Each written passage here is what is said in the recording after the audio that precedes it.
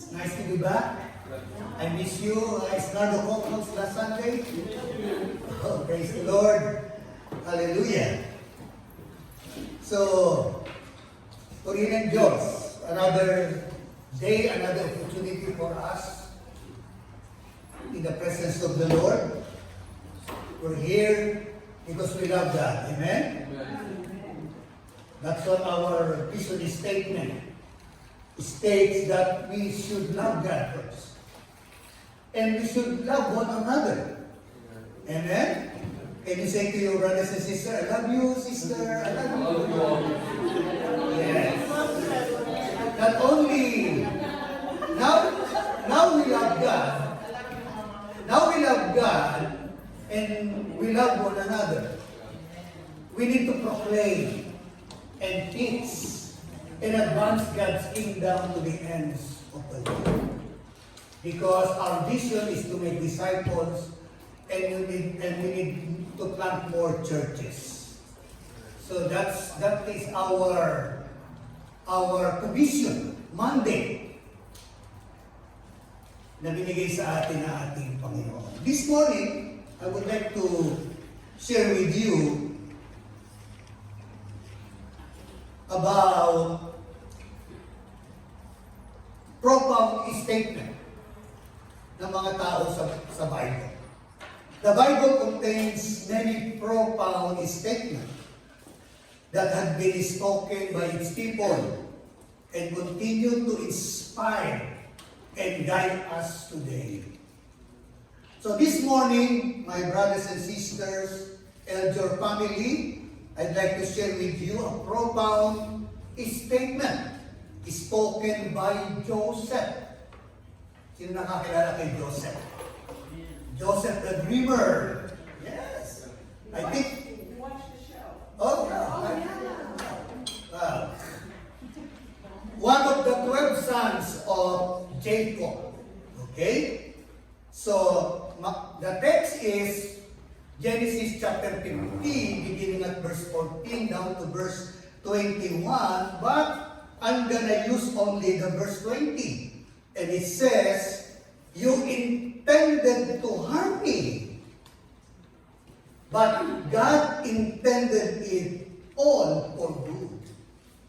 He brought me to this position so I could save the lives of many people. Let's bow down our heads for a moment. We acknowledge your holy presence in this place, oh Father God. Thank you, Holy Spirit, for you are here not only to inform us, but to transform us through your word. Yes, Lord. We're here not only to hear your word. Lord, we're here to receive it with all our hearts and keep it in our heart, O Lord God. So it will produce fruits in our lives.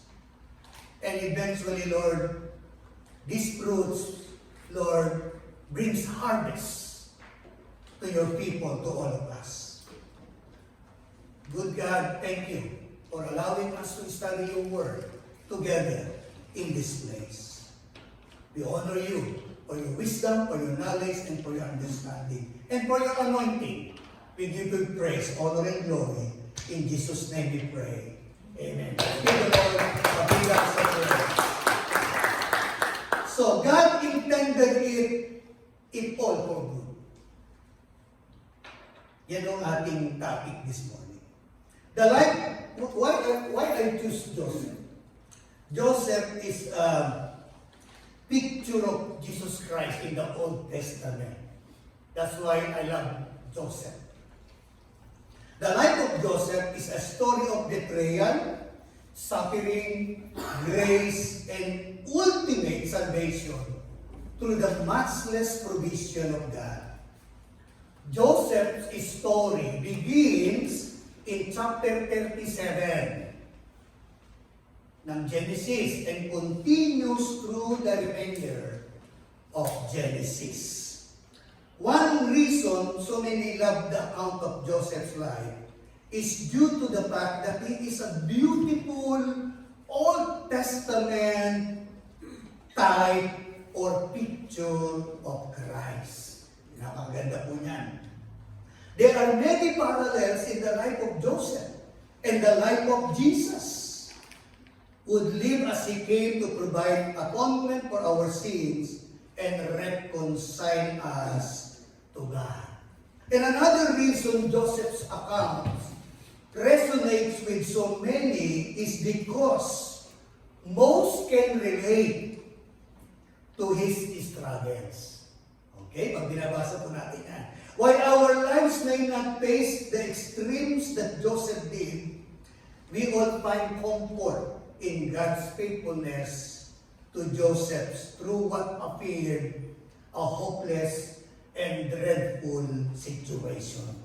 So the life of Joseph is an Old Testament, like Paul, sinabi niya sa Romans 8:28, di ba? Parang kinote niya eh. Pero pinaraphrase niya. Ano sabi niya sa Romans 8:28? And we know, di ba? Didiscuss natin yan last Sunday, that in all things, God. I like the NIV version, di ba? And we know that in all things, and then God works for the good of those who love Him, who have been called according to His purpose. Di ba? Para magkatulad. Same meaning, pero magkaibang season, di ba? Old and New Testament. So I share the aspect of Joseph's life that prompted our passage text. And I want to reflect on the idea that God intended it all for good. Number one, let's start with Joseph's endured suffering. Di po ba? Nag-suffer po si Joseph eh. Pag binasa niyo po yan from the beginning from chapter 37, makikita niyo po dyan, it is evident that he endured a lot of suffering as a young man. Pag-aralan na lang po ninyo sapagkat mahaba-haba po yan, mga kapatid. Okay? At makaka-relate po tayo dyan. So, makikita niyo po dyan yung suffering niya. Number one, he was attacked. Di po ba? Inatake po siya. The Bible reveals that Joseph was favored by his father. May faith. God is really has a plan for Joseph's life. Okay? And because of that, God has a plan for his life. He gives favor to him. Amen? Amen? Through his father. Mga kapatid. At the time of his birth, Jacob already had 10 sons born unto him. Joseph was the 11th son born to Jacob.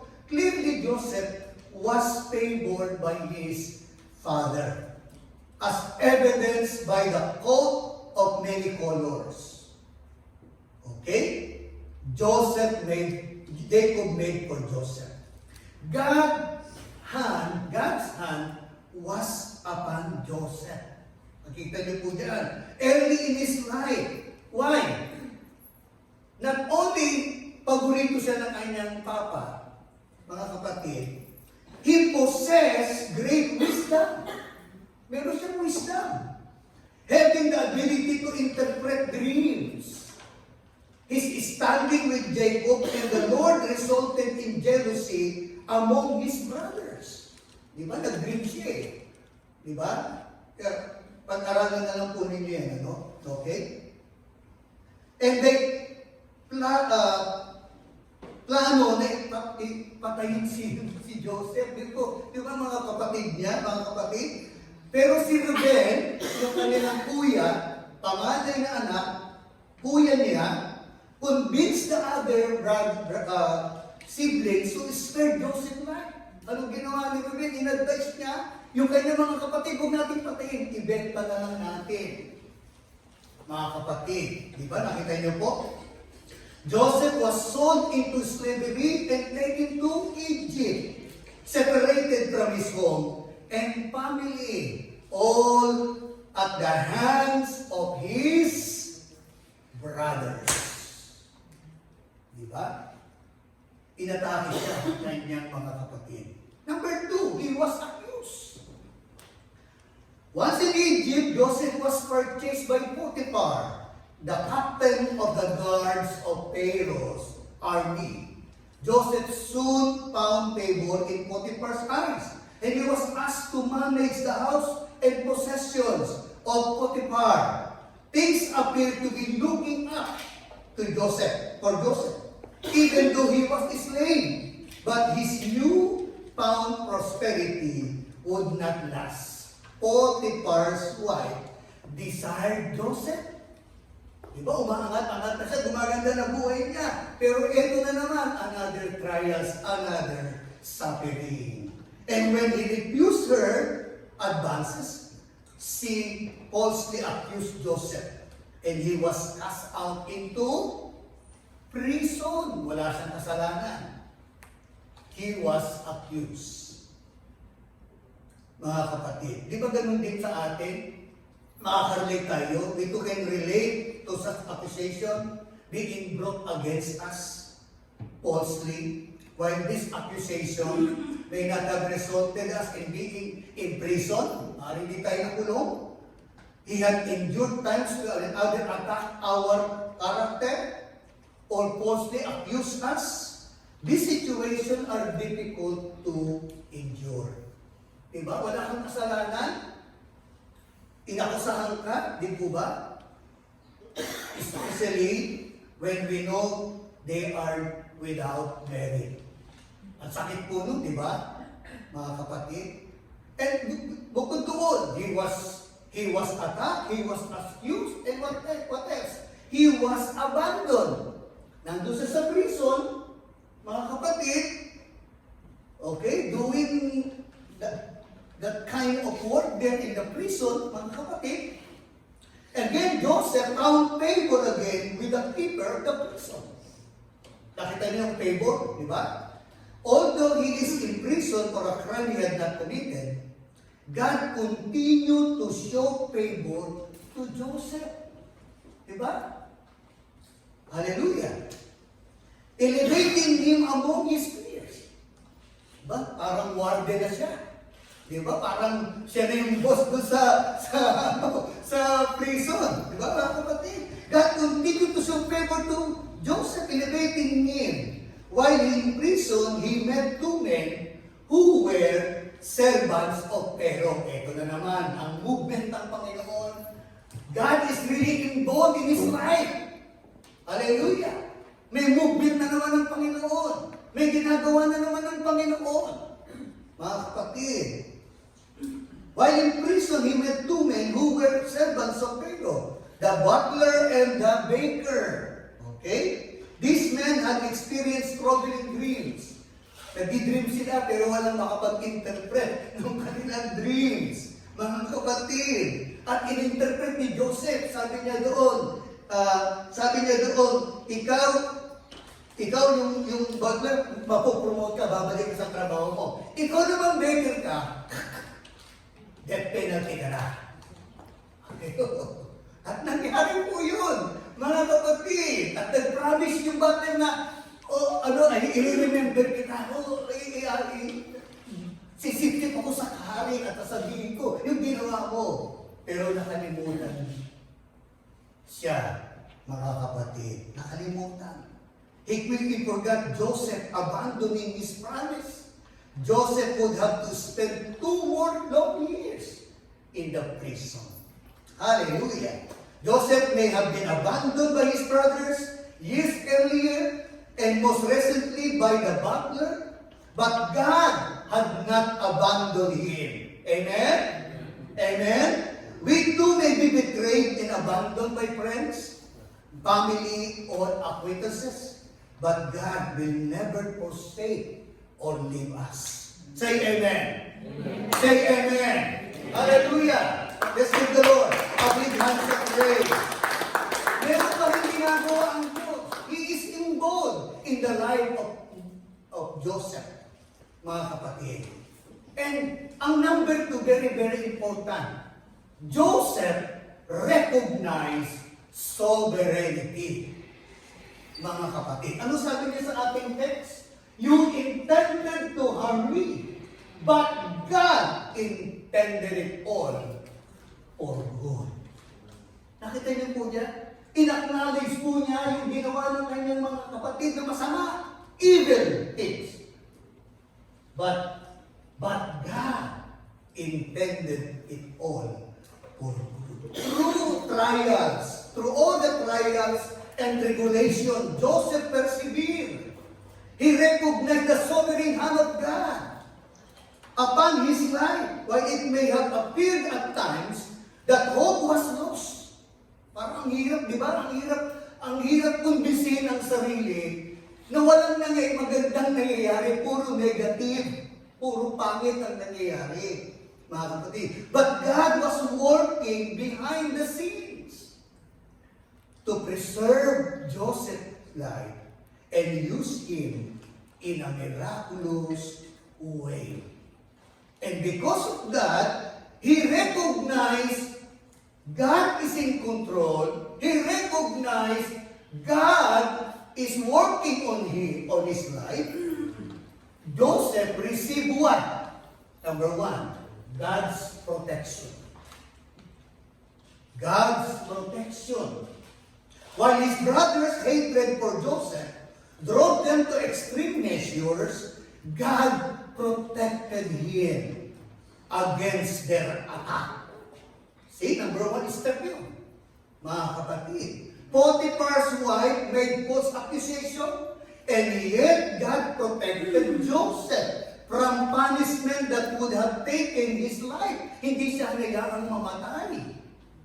Ipinakulong siya.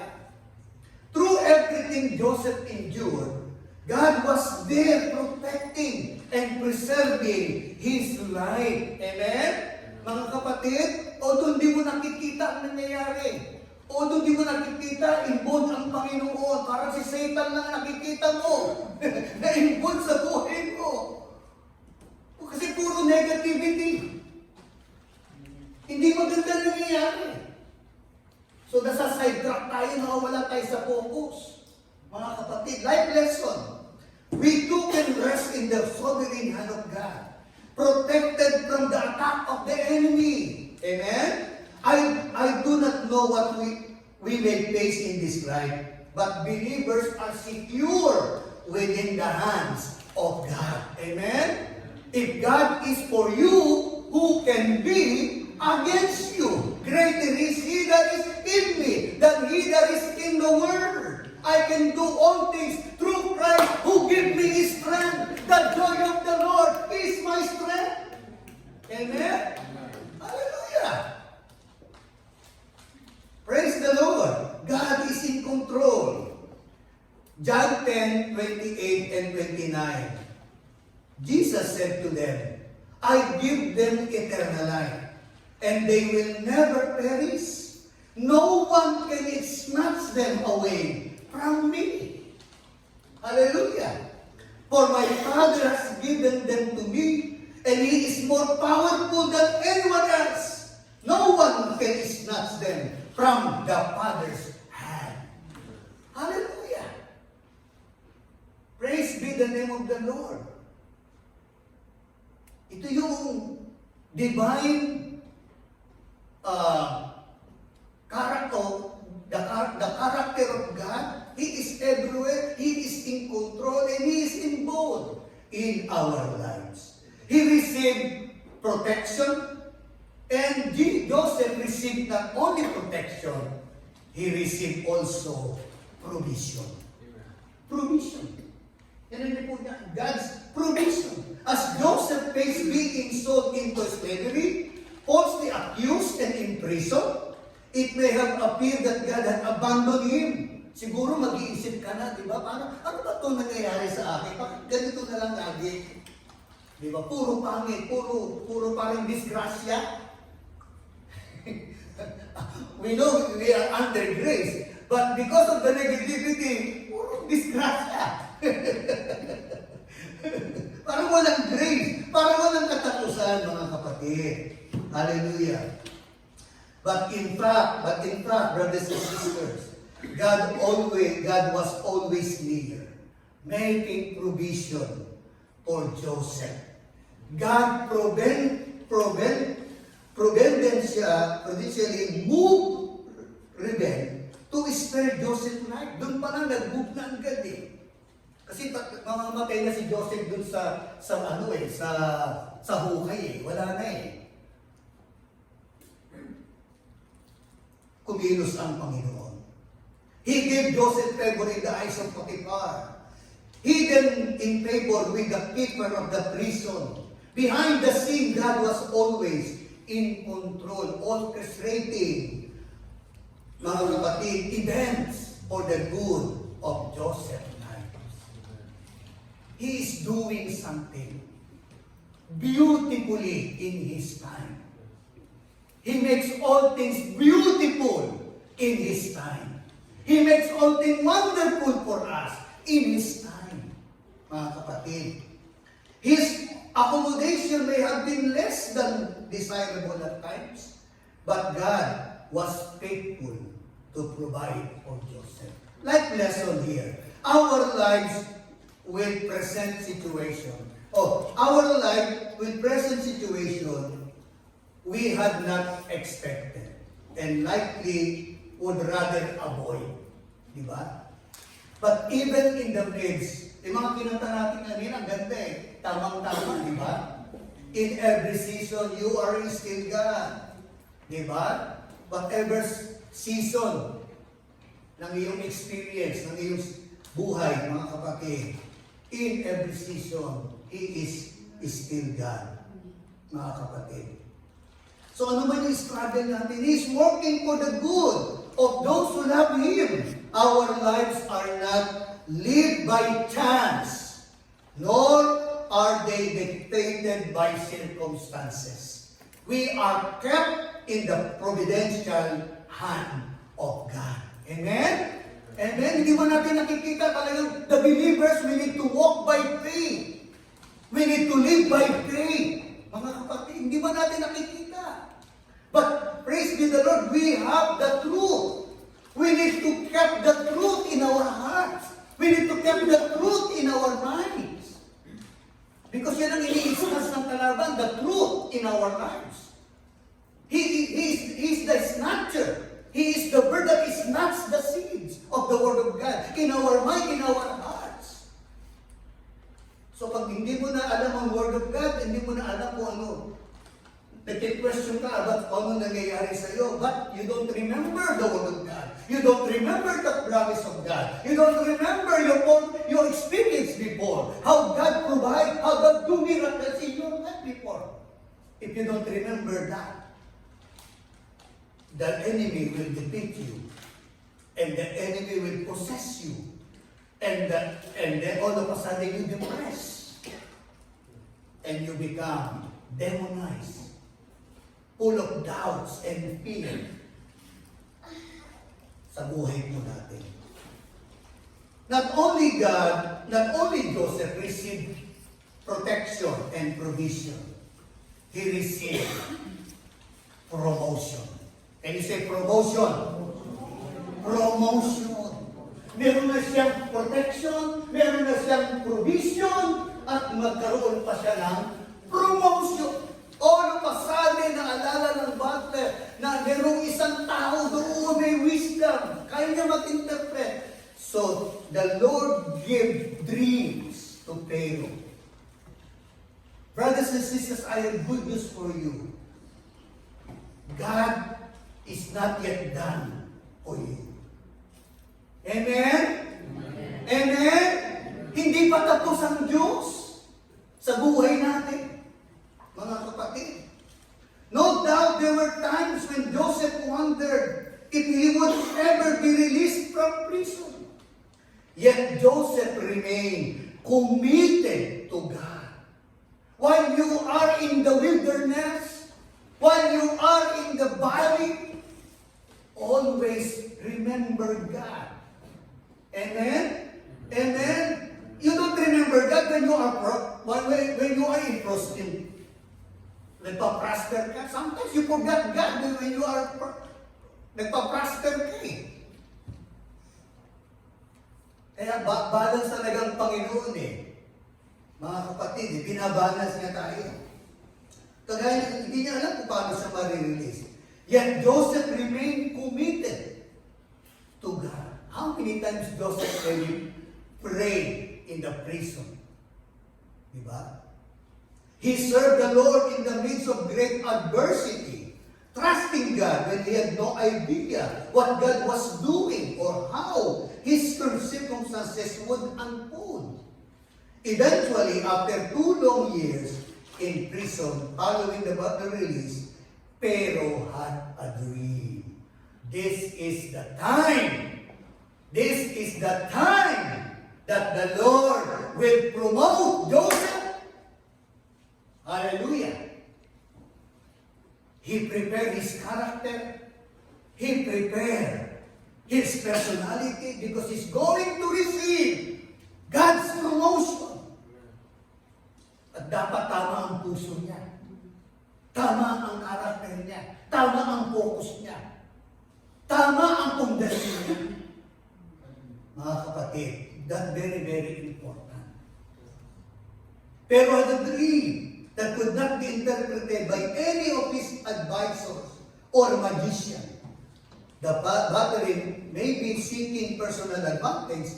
Remember Joseph and told Pharaoh about him. And Joseph was able to interpret Pharaoh's dream and he was promoted to Prime Minister of Egypt, second only to Pharaoh. All of a sudden, from prison to the palace. Hallelujah! From prison to the palace. My goodness! What a promotion! Nothing is impossible with God. From prison, ewan ko kung nagpatato pa si Moses, si Joseph, I don't know. Like what Brother Kenneth had.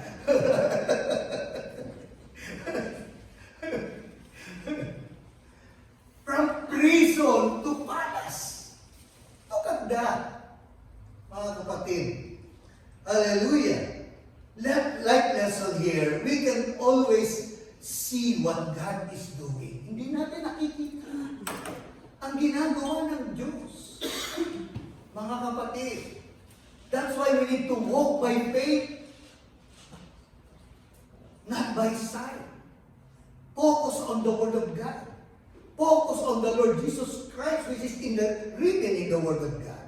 He is the Word of God. He is the living Word of God. Focus on Him. Mga kapatid, His perfect will is always accomplished in His time and according to His will. God will move in our situation and place us where He desires us to be. Hallelujah! You may be struggling in a prison of doubt and despair or at the moment, but God has a plan for your life. Remain faithful. Say to your brothers and sisters, please remain faithful. That's the key. Remain faithful. Hallelujah. Even in the valleys of life, remain faithful to God. Remain committed to Him. Remain devoted to Him. Even you are in the valley, brothers and sisters, please, I urge you, remain faithful, committed to our Lord. Amen? Let's give the Lord a big hands of praise. And in His time, God will bring you out, using you according to His perfect plan for your life. Darating at darating yan, mga kapatid. And last but not the least, the third outline is Joseph received salvation. Received salvation. Joseph, no his brother, had any idea what God was doing. But he used Joseph's situation to provide salvation. God provided, number one, physically. Nag-provide siya ng physical blessing kay Joseph. Di ba? Nandoon siya para gawin ang plano ng Diyos. Para mag-provide ng pagkain. Not only for the whole Egypt, but the other neighboring country. Di ba? Physically, the Egypt prospered because there is a man of God there in that country. Hallelujah. Hallelujah. Mga kapatid. So, the interpretation of Pharaoh's dream revealed the great famine would come upon the land. God gave Joseph wisdom to store up provisions in the abundant years to last throughout the famine. God brought Jacob and his family to Egypt during the famine, saving their lives from starvation. Through all of his suffering, God is spared the life of Joseph. The life we now live, we live by the good hand of God. Amen? And according to his favor and blessing, many will choose to deny it, but the breath we breathe and the lives we live are provided by God. Amen? Hallelujah! We are here today because the Lord allowed us another day to live. Amen? Amen, mga kapatid? He daily meets our needs and provides for our lives. He is our provider. He is our healer. He is everything sa buhay po natin, mga kapatid. Not only God provides salvation, not only God provided physically, He also provided providentially, mga kapatid. God is sovereign, active guidance. Mga kapatid, providentially refer to God's sovereign, active guidance, preservation and provision over all creation to fulfill His divine purposes. It applies that God is intimately involved in everyday life. Hindi siya nag-a-absent. Hindi siya nag-day off. Amen? Amen? Hindi siya nagbabakasyon. Hindi, mga kapatid. It implies that God is ultimately involved in our everyday life. Steering the natural event and human choices toward a greater good, rather than allowing the universe to be governed by chance. It demonstrates God's control over good and evil. Amen? So many evil activity in the world, but still God is in the throne. He is in control. And at the end, if you read the Bible, in Revelation, we will triumph and we will inherit the kingdom of God in the heaven. Amen? It demonstrates God's control over good and evil, directing them to align with His will and for the benefit of His people. Again, Romans 8:28 says, ano sabi doon? Sige nga, kabisado ba ninyo? And?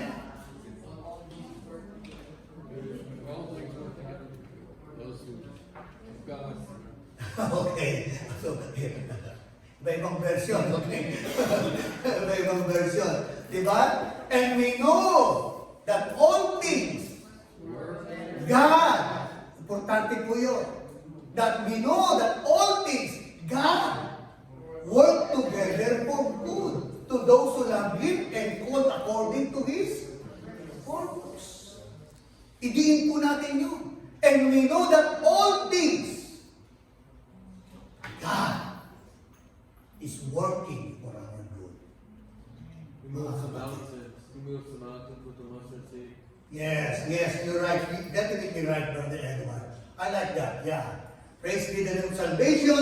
And of course, providentially, alam na natin, God is in control. Mga kapatid, God sent Joseph to Egypt, not by accident. Amen? That is part of the plan. Hallelujah! Although pangit, negative, ginamit niya ang evil people to complete the plan of God. Hallelujah! Look at that. Mga kapatid, not by accident, but through His providential plan to secure the people through which Christ would come to provide salvation for all men. God used Joseph's suffering to save many people's life, both physically and spiritually. I am thankful for the sufferings of Joseph, which was providentially used to save people through which our Savior would come. Na-preserve po sila eh. Diba yun ang sabi niya sa kanyang kanununuan si Abraham? Ay, Abraham, gagawin kitang isang bansa. Those who bless you will be blessed. Those who curse you will be cursed. At ito na, pinulpil niya kay Joseph. Napunta sa Egypt at nagkaroon sila ng specific land po doon. Away from the idolatrous practices of Egypt. He gave them the place there to practice their religion, to practice their belief, mga kapatid. Na-preserve po ang kanilang lahi, mga kapatid. Christ was born of the lineage of Abraham through David, live a perfect life to die on the cross as the perfect atoning sacrifice for sin. Thousands of years prior to Christ, God was orchestrating event that would lead to His coming as Savior and Redeemer. Maybe you like Joseph.